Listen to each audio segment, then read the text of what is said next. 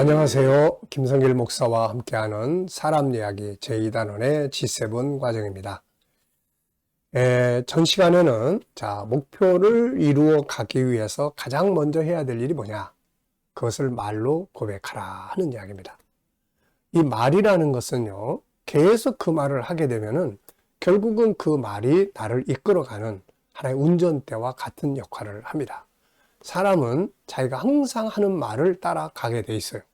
그래서 우리가 목표를 정했으면 일단 하루에 10번씩, 20번씩 항상 그 말을 외치고 말로 쏟아놔야 됩니다.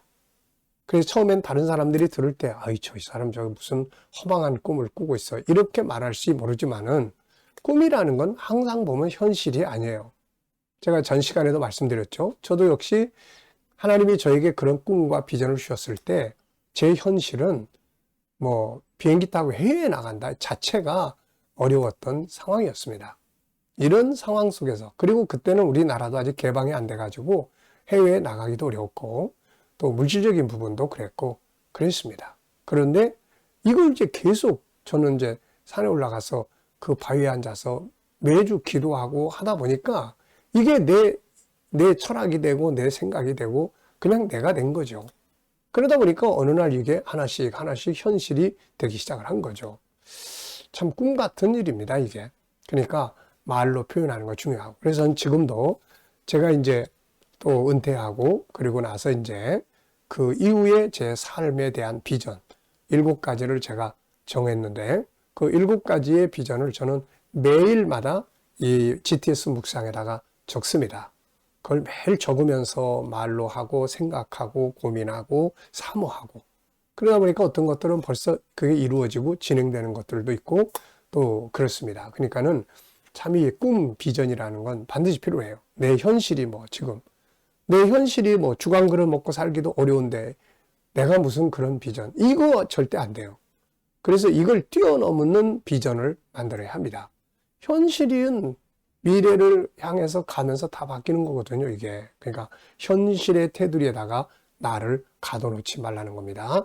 이걸 뛰어넘는 것이 비전이고 꿈이에요. 꼭 현실에 맞게 비전을 세운다면 이건 꿈이 아니에요. 그건 그냥 가만히 있어도 그리 가는 거니까. 그래서 꿈과 비전이라는 건 현실과 상관없는. 현실은 내가 죽 한 그릇 못 먹지만 나중에 내가 세계를 먹여 살리겠다. 이런 거예요, 이런 거. 그러니까 이런 부분들에 대한 꿈과 비전. 그래서 꿈은 어차피 현실에서 보면 어처구니 없는 이야기들을 하게 되는 거죠. 그런데 그게 문명의 발전을 이룬 사람들 보면 다 그래요. 현실에서 보면 이게 말도 안 되는 이야기예요. 어떻게 사람이 새처럼 이 공중을 날아다니겠습니까? 근데 그런 목표를 가지고 계속 날아가는 연습도 하고 기계도 만들고 연구하고 계속 가다 보니까 오늘날처럼 비행기가 탄생을 하게 되는 거죠, 이게. 그 다음에 이제 두 번째는 이게 항상 내 사상이 되고, 그러니까 내 꿈과 목적이 그 다음에 한번 목적을 세운 것으로 끝나버리면 소용이 없고, 이것이 내 사상이 되고, 내 철학이 되고, 내 인생이 되고, 내 자다가도 잠꼬대가 되고, 이렇게 해야 되죠. 그러려면은 이게 항상 가까운 데 써놓고 항상 봐야 됩니다, 이게. 요거는요. 그래서 두 번째는 눈에 보이는 곳에 붙이고 카드로 만들어서 들고 다니는 게 중요하다. 항상 보여야 되니까. 항상 이렇게. 이것은 2개의 대학교에서 아주 유명한 2개의 대학교에서 임상을 한 결과물입니다. 보시면은 먼저 예일대학교에서 목표가 이루어지기 위해서 진행되는 이런 부분을 임상을 한 일이 있습니다. 1953년 예일대에서는 목표를 적어두었을 때 나타나는 효과를 연구하기에 졸업생들에게 20년 후의 목표에 대해서 리포트를 요구했습니다.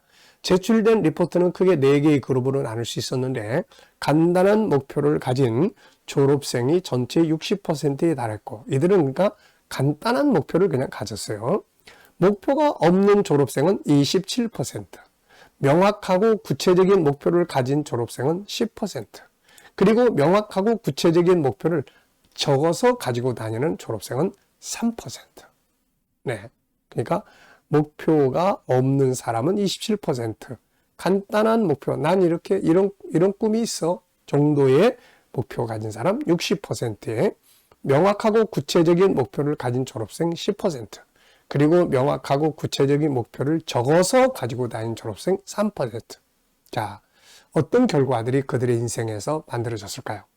그들이 40대를 넘어 사회의 중심이 된 22년 후에 어떻게 달라졌을까? 결과는 충격적이었어요. 자, 구체적인 목표를 적어서 가지고 다닌 사람들이 3%라고 그랬죠. 이런 사람들이 나머지 97%의 학생들보다 훨씬 더 많은 생산성을 높이고 있었다는 것이죠. 사회적 지위 또한 최상위 지도층이 되었고, 글로 적지는 않았지만 구체적 목표를 마음에 품고 다니는 10% 학생들도 전문직에 종사하거나 상류층에 속해 있었습니다. 반면 목표가 간단했던 60%는 간신히 생활을 유지하는 수준이었고, 목표가 없다고 답한 27%는 다른 사람들에게 도움을 청할 정도로 빈민층이 되어 있었습니다. 예일대 졸업생이라고 해서 모두 성공하는 것이 아니라는 거죠. 자, 목표는 내비게이션과 같은 거예요. 목적지를 어디다 정해놓고 가느냐가 중요한 겁니다. 이게 하버드 경영대학원에서도 이런 임상을 한 일이 있었어요. 1970년도에 졸업생들을 조사했습니다. 구체적인 목표가 없다고 답한 사람은 84%예요. 자기는 구체적인 목표가 없다. 장래 목표는 있지만 적어본 적은 없다고 한 사람이 13%. 목표는 있는데 적어본 적이 없어요. 명확하게 구체적인 장래 목표를 종이에 적어본 적이 있다는 졸업생은 3%였습니다. 자, 10년 뒤입니다. 10년 뒤에 1989년, 약 20년 뒤네요. 70년도에 조사했으니까 89년, 약 20년 뒤 놀라운 결과가 나왔습니다. 13% 그룹은 84% 그룹보다 평균 2배나 많은 돈을 벌고 있었고, 3% 그룹은 어떻게 되었을까? 나머지 97%의 졸업생들보다 자그마치 10배가 넘는 경제적 생산성을 만들고 있었습니다. 결국 두 명문대의 3% 학생들, 즉 자신의 꿈을 글로 적은 그 소수들이 사회의 리더가 된 거죠. 자, 이렇게 부자가 되느냐 못 되느냐, 또 경제적 뿐만 아니라 인생에서 어떤 목표를 이루느냐 못 이루느냐에 대한 내용은 목표와 꿈을 가졌느냐 아니냐에서 차이가 나고, 더 중요한 것은 그 목표와 꿈을 구체화하느냐 못하느냐의 차이가 있고, 더 나아가서는 이것을 항상 얼마만큼 사모하고 아예 기록을 해가지고 다니면서 항상 눈앞에서 보고 하는 것, 이게 어떠냐, 여기에 차이가 있다 하는 것입니다.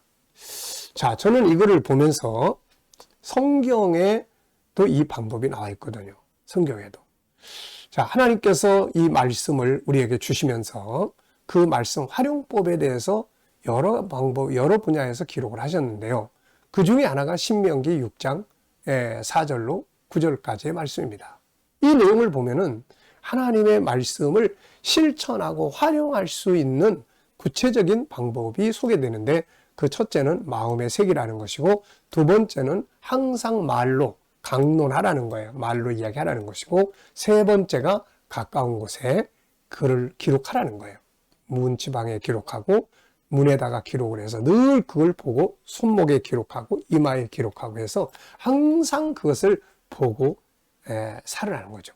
이러면은 그 말씀을 실천할 가능성이 굉장히 커지는 겁니다. 이게 사람은 실천할 수 있는 능력이 모자라서 실천을 못하는 것이 아니고요, 바로 그 안에서 생각에서 떠오르지 않기 때문에 실천을 못하는 거거든요. 그래서 만약에라도 우리의 목표를 내가 정했고 이루고자 한다면은 글로 써서, 그리고 매일 아침에 말로 표현하고 글로 써서 항상 눈에 보고, 그러면 실천할 가능성이 굉장히 높아진다 하는 것을 꼭 기억해 두시기 바랍니다. 자, 이 시간 여기까지 하고 마치겠습니다.